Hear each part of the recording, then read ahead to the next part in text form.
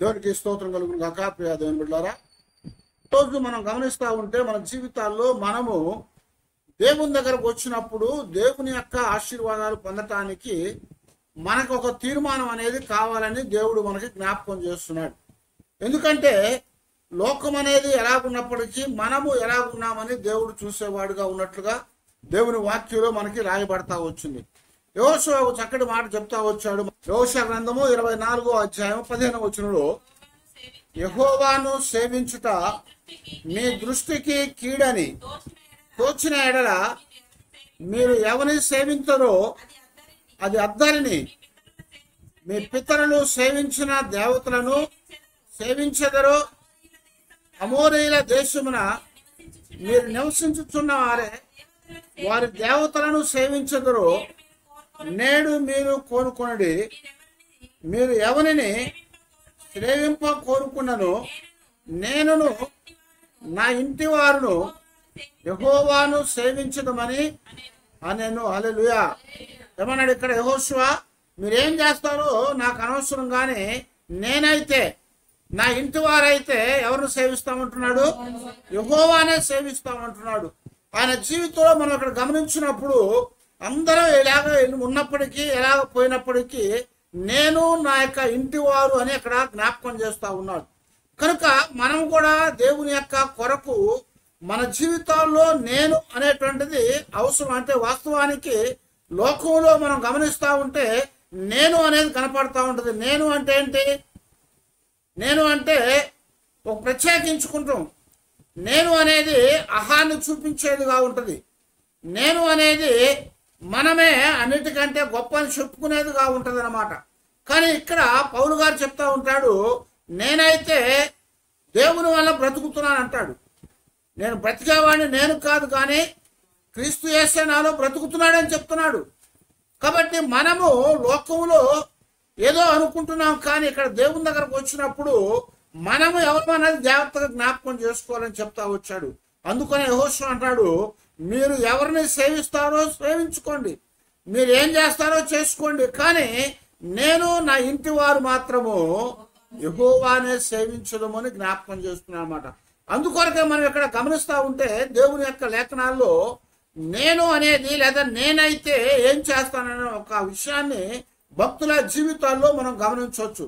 ఇక్కడ మనం చూస్తూ ఉంటే ఏలియా కూడా ఏమన్నాడంటే, మొదటి రాజు గ్రంథము 18వ అధ్యాయం 24వ వచనంలో మనం గమనిస్తే, తరువాత మీరు మీ దేవత పేరును బట్టి ప్రార్థన చేయుడి, నేనైతే యెహోవా నామమును బట్టి ప్రార్థన చేయుదును అని ఇక్కడ జ్ఞాపకం చేస్తున్నాడు. ఏమన్నాడు? మీరైతే మీ దేవుని పేరు మీద ప్రార్థన చేసుకోండి, మీ యొక్క దేవత పేరు మీద ప్రార్థన చేసుకోండి, కానీ నేనైతే ఏం చేస్తానని చెప్తున్నాడు ఆయన, మా దేవుడైన యెహోవా పేరిట నేను ప్రార్థన చేసేదను అని ఇక్కడ జ్ఞాపకం చేస్తున్నమాట.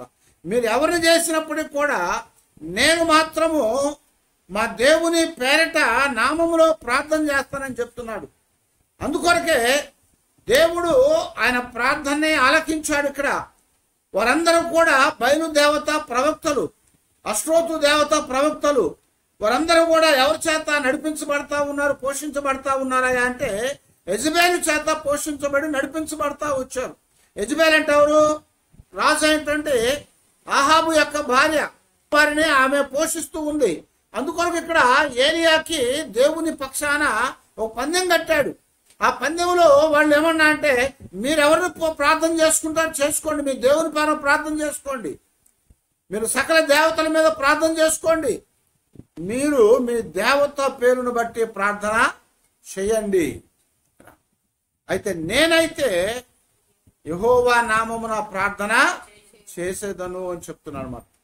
మీరు మీ దేవుని పేరు మీద చేసుకోండి, కానీ నేను యెహోవా నామమున ప్రార్థన చేస్తాను. ఎందుకంటే యెహోవా అన్న పేరుకి అర్థం ఏంటి? ఉన్నవాడును అనువాడిని అర్థం. ఉన్నవాడు అనువాడు, ఆయనే అన్నిటికీ మూలమైన వాడు అని అర్థం అన్నమాట, జీవించేవాడని అర్థము. కనుక ఉన్నవాడిని అనువాడని అంటే ఆయన పేరున తప్ప మరి ఇంకా ఏ పేరు అనేది ఉండదు. అయితే ఇక్కడ వాళ్ళందరూ కూడా అన్ని దేవతల్ని అనుసరిస్తున్నారు, అన్ని దేవతలకి వారు నడుచుకుంటా ఉన్నారు. వారు ఇక్కడ మరి మా దేవుడు గొప్ప అని వాళ్ళు చెప్పినప్పుడు కాదు, మా దేవుడు గొప్ప అని చెప్పాడు. ఎందుకంటే ఆయన సృష్టికర్త అయినాడు, ఆయన సమస్తాన్ని కలుగు చేసినటువంటి వాడు, ఆయనే అన్నిటికీ మూలమైన వాడని జ్ఞాపకం చేస్తున్నాడు. అందువలన ఇక్కడ భక్తుడు చెప్పినట్టుగా ఏమన్నాడు, నేనైతే యెహోవా నామమున ప్రార్థన చేసేదను అని జ్ఞాపకం చేస్తున్నాడు అన్నమాట. నేను దేవుని పేరు మీద ప్రార్థన చేస్తాను అంటున్నాడు. దేవుని పేరు మీద ప్రార్థన చేసినప్పుడు దేవుడు ప్రార్థన ఆలకించేవాడన్న వాస్తవాన్ని ఇక్కడ తెలియచేశాడు దేవుడు. కారణం ఏంటంటే ఉదయం మొదలుకొని సాయంకాలం వరకు ఆ కర్మేలు పర్వతం మీద వారందరూ కూడా ఏం చేస్తున్నారు, ఆ యొక్క అష్టోతు దేవతలకి అలాగే బయలు దేవతలకి వారు మొర్ర పెడతా ఉన్నారు. బలిపీఠం కట్టారు, అక్కడ కట్టెలు పేర్చారు, ఆ కట్టెల మీద బలి పశువులు ఉంచారు. ఉదయం మొదలుకొని సాయంకాలం వరకు కూడా వారు పిలుస్తూనే ఉన్నారు, కేకలు వేస్తూనే ఉన్నారు, వాళ్ళు ప్రార్థన చేస్తూనే ఉన్నారు, వాళ్ళు శరీరాలు గాయం చేసుకుంటున్నారు, రక్తాన్ని చిందిస్తున్నారు. అయితే సాయంకాలం వరకు కూడా ఏమీ జరగలేదు. అందుకనే ఇక్కడ ఏలియా అంటున్నాడు, మీరేం చేస్తారో మీరు చేసుకోండి, కానీ నేనైతే మా దేవుడైన యెహోవా పేరు మీద నేను ప్రార్థన చేస్తాను అని చెప్పాడు. దేవుని పేరు మీద, యెహోవా పేరు మీద, ఉన్నవాడు అనువాడు అనేటువంటి పేరు మీద నేను ప్రార్థన చేస్తానని చెప్పి ఆయన ఒక ప్రార్థన చేయగానే దేవుడు ఆ యొక్క బలిపీఠం మీద ఉంచిన కట్టెలను, వాటి మీద ఉంచినటువంటి బలి పశువును దాని చుట్టూ తవ్వి నీటితో నింపి తడిపేసినటువంటి ఆ కందకాల్లో ఉన్నటువంటి ఆ నీరును సమస్తాన్ని కూడా దేవుడు ఏం చేశాడంట, ప్రార్థించినప్పుడు వాటన్నిటిని కూడా బుగ్గిగా చేసేసాడు. హల్లెలూయా. కనుక లోకమంతా ఏం చేసినప్పటికీ మనము ఏం చేస్తున్నామని చూసుకుంటున్నాడు ఇక్కడ దేవుడు. మనమైతే ఏం చేయాలని చెప్తున్నాడు దేవుడు.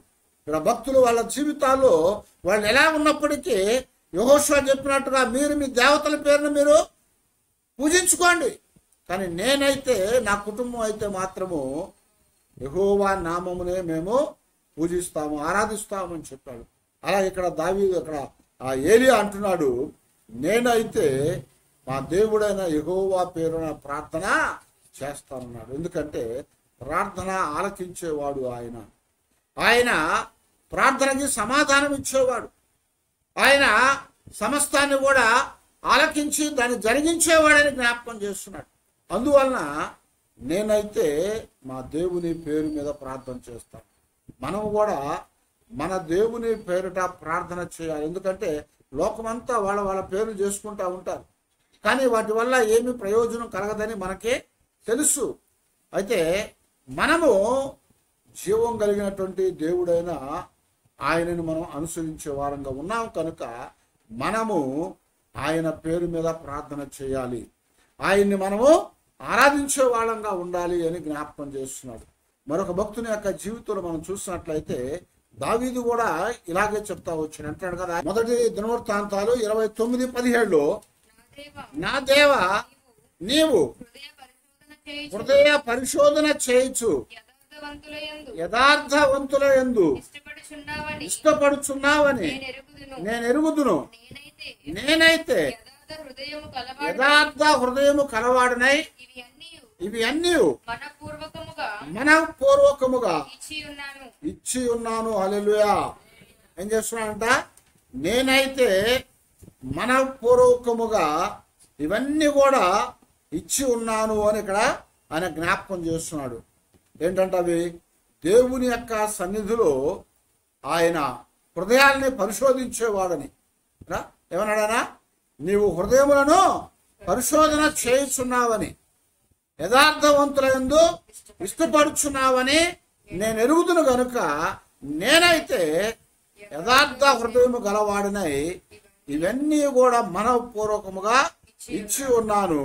ఇప్పుడు ఇక్కడ నుండి నీ జనులను నీకు మనపూర్వకముగా ఇచ్చుట చూచి సంతోషించుచు ఉన్నాను. హల్లెలూయా. దేవుని యొక్క సన్నిధిలో ఇక్కడ దావీదు ప్రార్థన చేస్తున్నాడు. దావీదు చెప్తా ఉన్నాడు, ఆయన హృదయాలను పరిశోధించేవాడు, ఆయన యథార్థవంతులందు ఇష్టపడేవాడు. అందుకనే దావీదు ప్రార్థన చేశాడు, దేవా నన్ను పరిశోధించు, నన్ను పరిశీలించు, నన్ను పరీక్ష చేయని చేశాడు. ఎందుకంటే హృదయాంతరంగాలను ఎరిగిన వాడు నీవే అని చెప్తున్నాడు. ఆ హృదయాంతరంగాలను ఎరిగినటువంటి ఆ దేవుడు పరీక్షించేవాడు, మరి ఆ పరిశీలన చేసేవాడు, పరిశోధించేవాడు కనుక ఆయన ఎదుట ఆయన అంటాడు కదా, నేనైతే మరి యథార్థ హృదయం గలవాడనై ఇవన్నీ కూడా ఇచ్చుచున్నాను అన్నాడు. ఎందుకంటున్నాడంటే యథార్థవంతుల ఎడల నువ్వు ఇష్టపడేవాడవు అంటున్నాడు.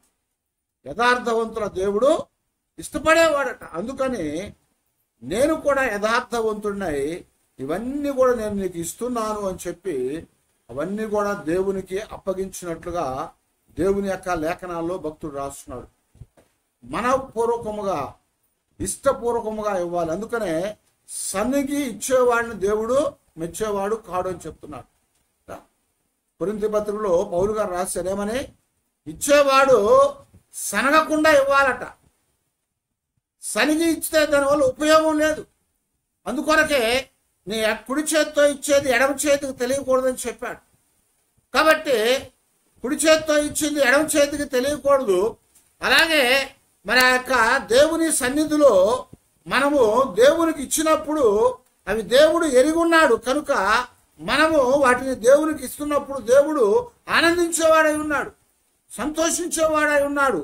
మనపూర్వకముగా మనం పూర్ణ మనస్సుతో ఇవ్వాలి. అందుకనే ఆజ్ఞలో కూడా మొట్టమొదటి ఆజ్ఞ దేవుడు ఇచ్చాడేమని, మీ పూర్ణ మనస్సుతో, మీ పూర్ణ హృదయముతో, మీ పూర్ణ వివేకముతో మీరు దేవుణ్ణి ఆరాధించాలి, సేవించాలని చెప్పాడు.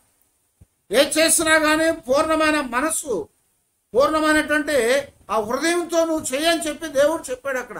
అలాగే ఇక్కడ కూడా దావీదు ఏమంటున్నా అంటే, నేనైతే యథార్థ హృదయుడనని ఇవన్నీ కూడా ఇస్తున్నాను, నేను ఇవన్నీ దేవునికి ఇచ్చానని చెప్పాడు. కనుక అవి చూసిన జనులు కూడా అనేకం తెచ్చిచ్చారట.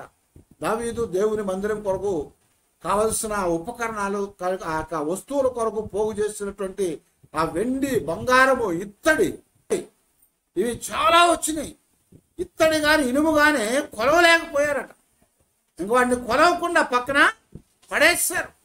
ఎందుకంటే అంత విస్తారంగా తీసుకొని వచ్చారట. కనుక దేవుని యొక్క సన్నిధిలో దావీదు చెప్పినట్టుగా నేనైతే యథార్థ హృదయముతో ఇస్తున్నాను.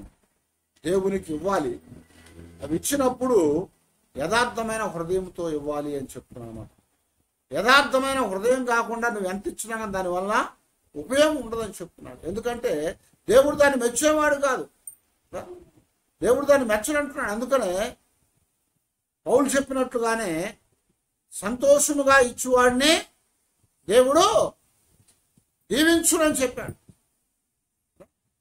సంతోషంగా ఇచ్చేవాడు వర్ధిల్లుతాడని చెప్పాడు. మనము కూడా మన జీవితాల్లో దేవుని యొక్క సన్నిధిలో యథార్థమైనటువంటి హృదయము గల వాళ్ళమై మనం దేవునికి ఇచ్చేవాళ్ళంగా మనం ఉండాలి. దేవునికి మనము వాటిని అర్పించి దేవుని సన్నిధిలో దేవుని యొక్క నామాన్ని మహింపరుస్తూ ఆయన యొక్క ఆశీర్వాదాలు పొందటానికి మనము సిద్ధంగా ఉండేటువంటి వారంగా మనం ఉండాలని దావీదు మనకి జ్ఞాపకం చేస్తున్నాడు. మరొకటి చూసినట్టయితే దావీదే చెప్తా అంటాడు కదా, తన 15వ వచనంలో నేనైతే నీతి గలవాడనై నీ ముఖ దర్శనము చేసేదను అని జ్ఞాపకం చేస్తున్నాడు. ఏమన్నాడు? నేనైతే నీతి గలవాడనై నీ ముఖ దర్శనము చేసేదను అని దావీదు ఇక్కడ మనకి జ్ఞాపకం చేస్తున్నమాట. దేవుని యొక్క ముఖ దర్శనము చేయటం అనేది ఎంతో అవసరము. దేవుని యొక్క ముఖ దర్శనము మనకి కావాలని చెప్తున్నాడు. కారణం ఏంటంటే ఆదాము అవ్వలు దేవుని యొక్క ముఖ దర్శనం లేకుండా బయటికి తోలివేయబడ్డారు. కనుక దేవుని చూడాలన్నటువంటి తపన, దేవుని చూడాలన్నటువంటి ఒక ఆలోచన మానవుల్లో ఉండిపోయింది. ఆ యొక్క మానవ జీవితంలో దేవుణ్ణి చూడాలని, దేవుణ్ణి కలవాలని, దేవునితో ఉండాలన్నటువంటి ఒక ఆలోచన మానవునికి ఉండిపోయింది. కానీ ఏమవుతున్నారు ఇక్కడ, వారు దేవుణ్ణి నీతి లేకపోవటం వల్ల దేవుణ్ణి చూడలేరని చెప్తున్నాడు. అందుకొరకే దావీదు చెప్పినట్లుగా ఆయన ఏమన్నాడు? నేనైతే నీతి గలవాడనై నీ ముఖ దర్శనము చేసేదను అని జ్ఞాపకం చేస్తున్నాడు. నీతి గలవాడినై నీ ముఖ దర్శనాన్ని చేస్తాను. నీతి అనేది దేవుని దగ్గరకు మనం తీసుకెళ్లేదు. కారణం ఏంటంటే దేవుడు ఎలాంటి వాడని చెప్తున్నాడు? నీతిమంతుడైన వాడు ఆయన. ఆయన సింహాసనం ఎలాంటిదని చెప్తున్నాడు? నీతి న్యాయములతో కూడినటువంటి దాని సింహాసనం. ఆయన నీతి చేత న్యాయముల చేత భూమిని పరిపాలించేవాడు. కాబట్టి నీతి అనేది లేకపోతే దేవుని దగ్గరికి మనము వెళ్ళలేము. నీతి అనేది లేకపోతే దేవుణ్ణి మనము చూడలేమని చెప్తున్నాడు. అందుకని యేసుప్రభు వారు కూడా చెప్పాడు. ఏం చెప్పాడు? శుద్ధ హృదయం లేకపోతే దేవుణ్ణి చూడలేమని చెప్పాడు. హృదయం అనేది శుద్ధిగా ఉండాలి. హృదయ శుద్ధి గల వారు ధన్యులు, వారి దేవుని చూచేదారని చెప్తున్నాడు. హృదయ శుద్ధి అంటే ఏంటి? మన లోపల నీతి లేకపోతే హృదయం అనేది శుభ్రంగా ఉంటుందా? ఉండదు. దేవుని యొక్క ముఖాన్ని దర్శించుకునే వారంగా మనం ఉండాలంటే మన జీవితాల్లో నీతి కావాలని చెప్తున్నాడు. నీతిని కలిగి ఉన్నప్పుడే మనం దేవుణ్ణి చూడగలుగుతాము. నేను మేలుకొన్నప్పుడు నీ స్వరూప దర్శనముతో నా ఆశను తీర్చుకుందని అంటున్నాడు. దేవుని ముఖాన్ని ముఖాముఖిగా చూసిన వాడు ఎవరని చెప్పాడు బైబిల్లో? మోషే. మోషే దేవుని ముఖాన్ని ముఖాముఖిగా చూశాడట. పర్వతం మీదకు దేవుడు పిలిచాడు ఆయన్ని. ఆయన యొక్క మహిమను చూశాడు ఆయన ముఖాముఖిగా. అప్పుడు దాకా ఏమన్నారు? దేవుని చూస్తే చచ్చిపోతారని చెప్పి అనుకున్నారు. ప్రజలు కూడా ఏమన్నారు? అదిగో మోషే, నీ ముఖాన్ని దాచిపెట్టు, దేవుడు మాతో మాట్లాడవద్దు, నువ్వే దేవునితో మాట్లాడు, దేవుడు మాతో మాట్లాడితే మేము చచ్చిపోతాం, దేవుడు మాతో మాట్లాడితే మేము చనిపోతాం. కనుక దేవుడు మాతో మాట్లాడొద్దు. ఎందుకంటే ఆయన మేఘములో ఉంచి వచ్చి ఆ గుడారాన్ని ఆవరించాడు. మేఘములో వచ్చి ఆయన గుడారాన్ని ఆవరించాడు, ప్రత్యక్ష గుడారాన్ని. ఆ వెలుగును చూడలేక అందరూ కూడా భయపడిపోయారు. కాబట్టి మేము దేవుని చూడము, దేవునితో మాట్లాడలేము. నువ్వు మాట్లాడు, నువ్వు చెప్పు, మాకేం చెప్తావు దేవుడు అని చెప్పారు. కానీ ఇక్కడ దావీదు, నీ ముఖ దర్శనం చేస్తానయ్యా. దేవుని ముఖ దర్శనం చేయాలంటే మనకేం కావాలంటున్నాడు? నీతి అనేది కావాలి. అందుకనే దేవుడు ఏం చేశాడు? యేసుక్రీస్తు వారు ఏం చేశాడు? ఈ లోకంలోనికి వచ్చి పాపములో అపరాధములో చచ్చినటువంటి మనల్ని, అనేక రీతులుగా మనము నాశనానికి వెళ్ళిపోతున్న మనల్ని ఏం చేశాడు? అనీతిమంతులుగాను అపరిశుద్ధులుగాను మరి ఇంకా అనేకమైనటువంటి వాటిలో చిక్కబడినటువంటి మనల్ని ఆయన ముందుగా పిలిచి ఏం చేశాడంట? మనల్ని ఒక్కొక్కడుగా శుభ్రం చేశాట. మనల్ని పరిశుద్ధపరిచాడు, పవిత్రపరిచాడు. ఆ తర్వాత నీతిమంతులుగా చేశాడు, యథార్థవంతులుగా చేశాడు. కనుక అలా చేసి ఇప్పుడు ఏం చేశాడంటే దేవుని యొక్క సన్నిధిలోనికి మనల్ని తీసుకొని వెళ్తున్నాడు అని చెప్పాడు. ఆయన మనల్ని దేవుని సన్నిధిలోనికి తీసుకుని వెళ్తాడు. అందుకొరకే ఇక్కడ దేవుడు చెప్పినట్లుగా దావీదు ద్వారా మాట్లాడుతూ, నేనైతే నీతి గలవాడనే నీ ముఖ దర్శనం చేసుకుంటాను, నేను మేల్కొనినప్పుడు నీ స్వరూప దర్శనముతో నా ఆశను తీర్చుకుందును. నిజంగానే దేవుడు కనపడితే ఎంత తృప్తిగా ఉంటుంది కదా. అక్కడికి వెళ్ళినటువంటి వాళ్ళు, తీర్థయాత్రకు వెళ్ళిన వాళ్ళు ఆ దర్శనాన్ని చూసుకున్నాక వాళ్ళు వెనక్కి తిరిగి వచ్చినప్పుడు ఎంతో ఆనందంతో వస్తూ ఉంటారు, ఎంతో సంతోషంతో వస్తూ ఉంటారు.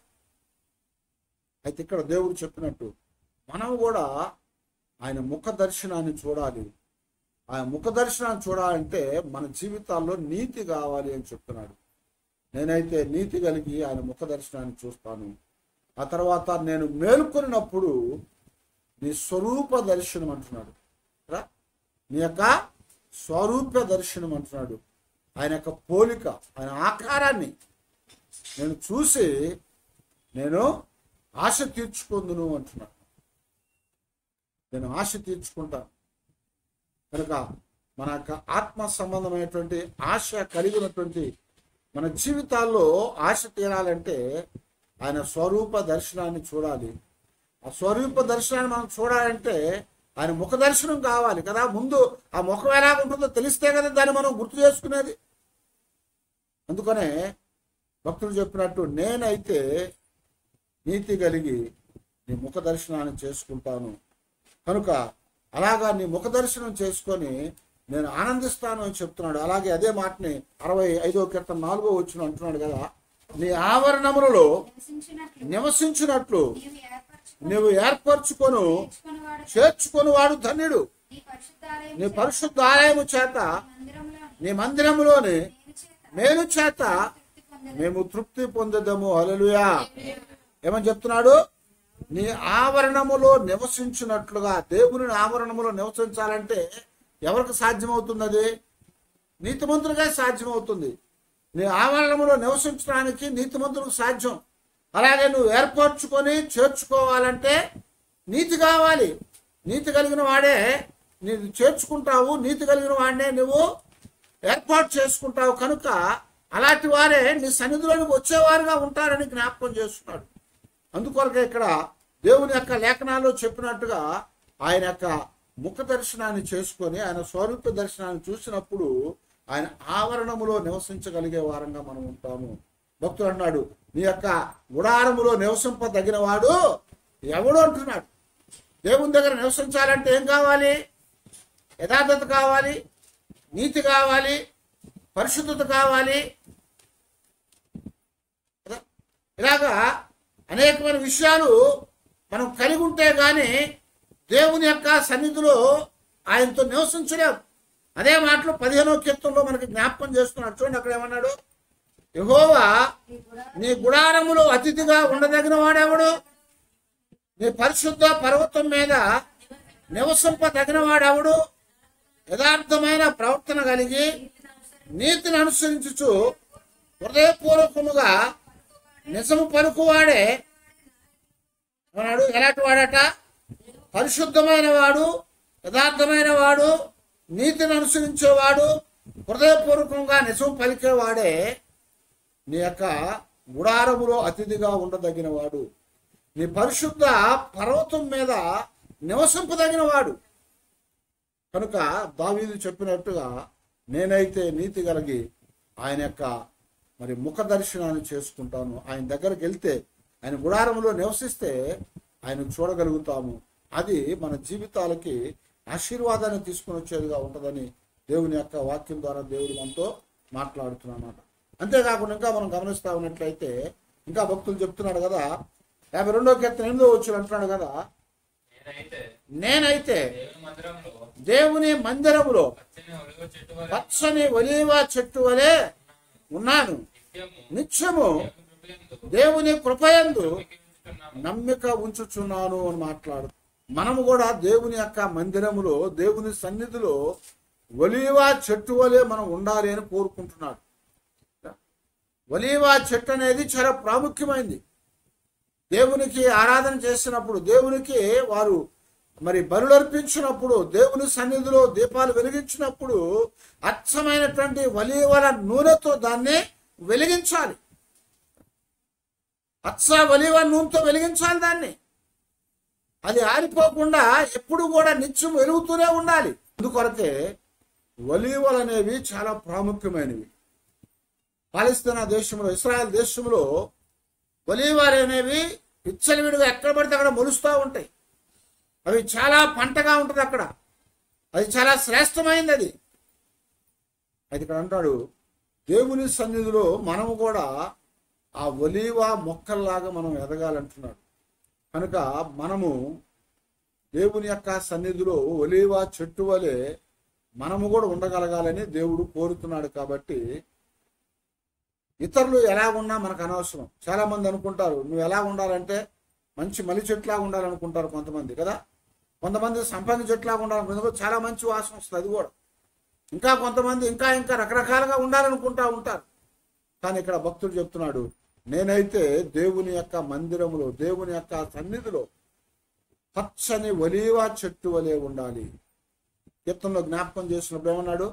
నీటి కాలువల ఎవరైనా నాటబడిన చెట్టు వలె ఉండాలన్నాడు కదా. నీటి కాలువల ఎవరైనా నాటబడిన చెట్టు అట. అది ఎలా ఉంటుంది? ఎప్పుడు కూడా పచ్చగా ఉంటుందట. ఎప్పుడు కూడా అది ఆకు వాడకుండా ఉంటుంది. ఎప్పుడు కూడా అది ఫలములు ఇవ్వకుండా ఉండకుండా ఎప్పుడు ఫలాలు ఇచ్చేదిగా ఉంటుంది. కనుక మన జీవితాల్లో దేవుని మందిరములో నాటబడిన ఒలీవ చెట్టు వలె ఉండాలి అంటే మనము దేవుని వాక్యం అనేటువంటి నీటి దగ్గర నాటబడిన వారంగా ఉండాలి. అలాగూ నాటబడినప్పుడే పచ్చదనాన్ని కలిగి ఉంటాము. వాడిపోకుండా ఉంటాము, తగిన కాలమందు ఫలమిచ్చే వారంగా ఉంటాము, వాటి ద్వారా దేవుని మహింపరిచే వారంగా మనము ఉంటామని దేవుడు జ్ఞాపకం చేస్తున్నాడు. కనుక మనం ఎల్లప్పుడూ కూడా దేవుని సన్నిధిలో పచ్చని ఒలీవ చెట్టు వలె మనం ఉండటానికి ఆశపడి, ఇతరులు ఎలా ఉన్నా సరే మనకు అనవసరం, కానీ మనము దేవుని సన్నిధిలో ఒలీవ చెట్టు వలె ఉండాలని కోరుకోవాలి. 92వ కీర్తనలో 13వ వచనం మనం చూస్తూ ఉంటే, యెహోవా మందిరములో నాటబడిన వారై వారు మన దేవుని ఆవరణంలో వర్ధిల్లెదరు. హల్లెలూయా. ఏమవుతారట? యెహోవా మందిరములో నాటబడిన వారై మన దేవుని మందిరములో ఆవరణములో వర్ధిల్లెదరు అని జ్ఞాపకం చేస్తున్నాం. అక్కడ నాటబడితే వర్ధిల్లుతాం. అక్కడ ఒలీవ చెట్ల వలె మనం ఉండగలిగితే దేవుణ్ణి మహింపరుస్తాం, దేవుని యొక్క ఆశీర్వాదం కలుగుతుందని చెప్తున్నాడు అన్నమాట. కనుక దావీదు చెప్పినట్టు నేనైతే దేవుని యొక్క మందిరములో ఒలీవ చెట్టు వలె ఉండాలని కోరుకుంటున్నానని చెప్తా వచ్చాడు. మరొకటి మనం గమనించినట్లయితే భక్తుని యొక్క పౌలు గారి యొక్క మాటలు మనం చూస్తూ ఉంటే, గలతీయులకు రాసిన పత్రికలో 2వ అధ్యాయం 19వ వచనంలో, నేనైతే దేవుని విషయమై జీవించు నిమిత్తము ధర్మశాస్త్రం విషయమై చచ్చిన వాడినైతిని అని చెప్తున్నాడు అన్నమాట. ఎందుకని అంటే ధర్మశాస్త్రం అనేది వచ్చినాక ఏం చేయబడిందట? పాపం అనేది ఎంచబడింది, పాపం అనేది బయటకు వచ్చింది. ధర్మశాస్త్రం ఏం చెప్పింది? దొంగతనం చేయొద్దు, నరహత్య చేయొద్దు, ఇవన్నీ చెప్పుకొచ్చింది. అబద్ధం ఆడొద్దని. అంతకుముందు అబద్ధం ఆడారు, అంతకుముందు దొంగతనం చేశారు, అంతకుముందు హత్యలు చేశారు, ఇంకోటి చంపారు. అయితే అప్పుడు ధర్మశాస్త్రం లేదు కాబట్టి అది పాపంగా ఎంచబడలేదు. అయితే ఎప్పుడైతే ధర్మశాస్త్రం వచ్చిందో పాపం అనేది ఎంచబడింది. అందువల్ల ఇప్పుడు ఏది చేసినా కానీ అది మంచిగా చెడని తెలిసిపోతుంది. అందుకొరగా ఇక్కడ ఏమన్నా అంటే ధర్మశాస్త్రం విషయమై చచ్చినవాడయ్యానన్నాడు. ఎందుకంటే ధర్మశాస్త్రాన్ని పాటించలేకపోతే చచ్చినవాడైపోతాం, ధర్మశాస్త్రాన్ని నెరవేర్చలేకపోతే ధర్మశాస్త్రానికి బందీ అయిపోతామని చెప్పాడు. ధర్మశాస్త్రమైన కాడి కింద చిక్కబడ్డామని చెప్తున్నాడు పౌలు గారు. ధర్మశాస్త్రాన్ని నెరవేర్చలేకపోతే ధర్మశాస్త్రమైనటువంటి కాడి కింద చిక్కబడిన వారం అవుతాము. ఇశ్రాయేలు అందరూ కూడా ఏమారంట? ధర్మశాస్త్రం దేవుడు ఇస్తే దానిని పాటించలేకపోయారు. అందువల్ల ఆ ధర్మశాస్త్రంలోంచి బయటపడలేకపోయారు. కాబట్టి ధర్మశాస్త్రం వల్ల నీతిమంతులు కాలేకపోయారు. ధర్మశాస్త్రం నీతిని చేయదని కాదు, ధర్మశాస్త్రం నీతిని కలుగు చేయడానికి ఇవ్వబడింది. కానీ ధర్మశాస్త్రాన్ని పాటించకపోవటం వల్ల నీతిమంతులుగా చేయబడతలేదు. అబద్ధం ఆడొద్దని చెప్పినప్పుడు, దొంగతనం చేయొద్దని చెప్పినప్పుడు అవి చేయకుండా ఉన్నప్పుడే ధర్మశాస్త్రం నీతిమంతులుగా చేస్తుంది. అయితే అక్కడ 10 ఆజ్ఞలు ఇచ్చాడు కనుక ఆ 10 ఆజ్ఞలలో ఒకటి తప్పిపోయినా కానీ అన్ని కూడా తప్పిపోయినట్లు అని చెప్పాడు కనుక ఇప్పుడు ఆ ధర్మశాస్త్రంలో ఇవ్వబడ్డవి చేయలేకపోవటం ద్వారా ఆ ధర్మశాస్త్రం అనేది వాళ్ళని ఏం చేసిందట? నీతిమంతులుగా కాకుండా పాపులుగా ఎంచింది. అందువలన ధర్మశాస్త్రం విషయమే చచ్చిపోయాను. అదే రోమిలకు రాసిన పత్రికలో 7వ అధ్యాయంలో 1 నుంచి 4 వచనాల వరకు పౌలు గారు మాట్లాడుతున్నాడు. సహోదరులారా, మనుష్యుడు బ్రతికినంత కాలమే ధర్మశాస్త్రము తన మీద ప్రభుత్వము చేయుచున్నదని మీకు తెలియదా? ధర్మశాస్త్రము ఎరిగిన మీతో మాట్లాడుచున్నాను. చాలు. ఏమన్నాడు ఇక్కడ? ధర్మశాస్త్రం అనేది మనుష్యుడు బ్రతికున్నంత కాలమే ప్రభుత్వం చేస్తుంది. చచ్చిపోయిన తర్వాత ధర్మశాస్త్రం ప్రభుత్వం చేస్తుందా? చేయదు. అందుకనే ఇక్కడ ఆ కిందకెళ్ళినా చెప్తాడు కదా, మరి భర్త బతికినంతసేపు భార్య బద్ధురాలుగా ఉంటుంది, భర్త చనిపోయినాక ఆమె విడిపించబడుతుంది ధర్మశాస్త్ర విషయంలో. అలాగే ఇంకా అనేకమైనటువంటి ఉదాహరణలు ఇచ్చుకుంటా వచ్చాడు కింద. అవన్నీ అంటే ధర్మశాస్త్రం ఉన్నంతసేపు వాళ్ళు దానికి కట్టుబడి ఉండాలి.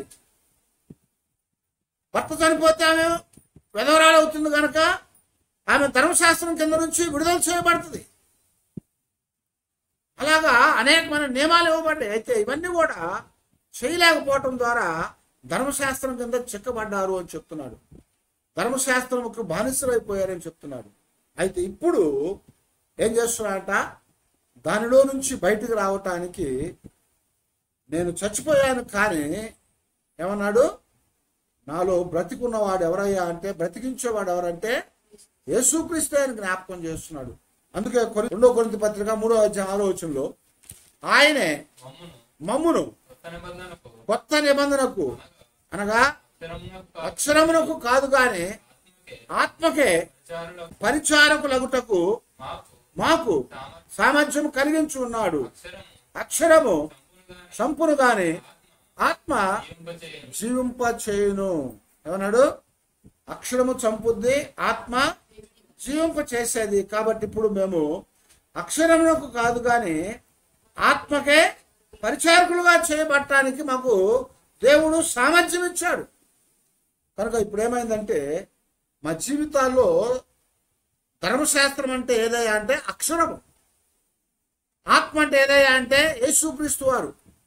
ఆయన చనిపోయి తిరిగి లేచి ఆత్మస్వరూపుడుగా మన మీదకే, మనలోనికి, మన దగ్గరికి వచ్చాడు, మన మధ్యలోనికి వచ్చాడు. ఆయన ఆత్మస్వరూపుడు అని చెప్తున్నాడు. కనుక అక్షరము చంపును కానీ ఆత్మ జీవింప చేసేది.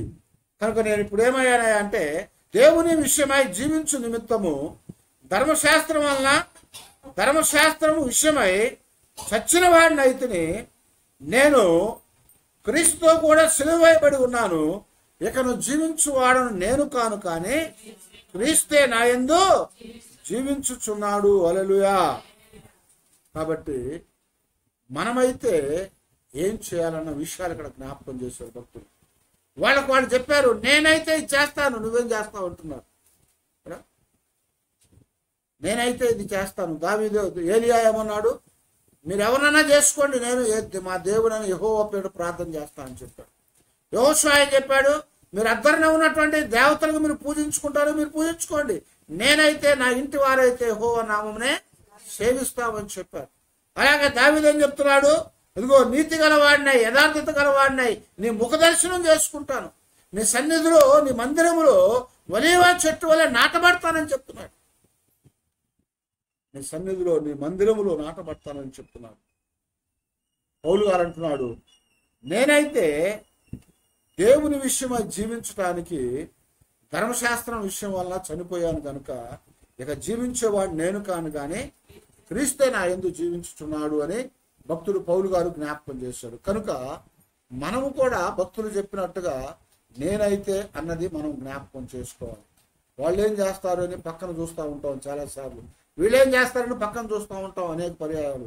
కానీ దేవుడు చెప్తున్నాడు, వాళ్ళు వీళ్ళు కాదు, నువ్వైతే ఏంటి అని దేవుడు అడుగుతున్నాడు. కనుక మనము ఏమై ఉన్నాము, మనం ఏమై దేవుని కొరకు చేయబోతున్నాము, దేవుని వలన ఏం చేస్తున్నాము, దేవుని పక్షాన మనము ఎలాగ ఉన్నాము అన్నటువంటి విషయాన్ని దేవుడు మనతో ఈరోజు జ్ఞాపకం చేస్తున్నాడు. కనుక మనమైతే ఎలా ఉండగలుగుతాము? భక్తులు నేను ఇలాగ ఉన్నానని చెప్తున్నారు. మనము కూడా వాళ్ళకలాగా ఉండటానికి, వాళ్ళు అనుసరించినట్లుగా దేవుడు మనల్ని కూడా యథార్థవంతులుగా చేశాడు, నీతిమంతులుగా చేశాడు, పరిశుద్ధులుగా చేశాడు. ఆయన మందిరములో ఆయన యాజకులుగా, రాజులో సమూహంగా చేసుకున్నానని చెప్పాడు. ఆయన సన్నిధిలో నాటానని చెప్పుకుంటున్నాడు. కాబట్టి మనము కూడా మరి జీవించే వాళ్ళు మనం కాదు, కానీ క్రీస్తు మన లోపల జీవిస్తున్నాడు. కారణం ఏంటంటే పాపానికి మనం చచ్చిపోయాము కాబట్టి సిలువ వేయబడ్డాం క్రీస్తుతో పాటు. ఇప్పుడైతే క్రీస్తు మనలో జీవిస్తున్నాడు కనుక ఆయన వారమై ఉన్నామన్న వాస్తవాన్ని ఎరిగిన వారమై మనమైతే ఏం చేస్తాము, మనం ఎలాగో చేయగలుగుతామని ఒకసారి మనల్ని మనం జ్ఞాపకం చేసుకోవాలని భక్తులు మనతో మాట్లాడుతున్నారు. కనుక అలాగా మరి ఇతరులను చూసి చాలాసార్లు ఏమంటారంటే వాళ్ళు అలా చేశారండి, వీళ్ళు ఎలా చేశారని అంటుంటాం. వాళ్ళు వీళ్ళు కాదు, మనకు కావాల్సిందంటే మనము మన దేవుడు కావాలి. కనుక మనము మన దేవుని కొరకు ఏం చేయబోతున్నాం, ఎలా చేయబోతున్నాం అన్నది దేవుడు చూసేవాడుగా ఉన్నాడు. కనుక ఆయన నిమిత్తమై మనము ఆయన కొరకు జీవించడానికి ఆ దేవునికి అప్పగించుకొని ఆ దేవుని సన్నిధిలో సంతోషంతో, ఆనందంతో ఆయన వెంబడించే వాళ్ళంగా మన జీవితాలు మనం దేవునికి దగ్గర ప్రార్థన చేసుకున్నాం. తల వంచి ప్రార్థన చేసుకున్నాం.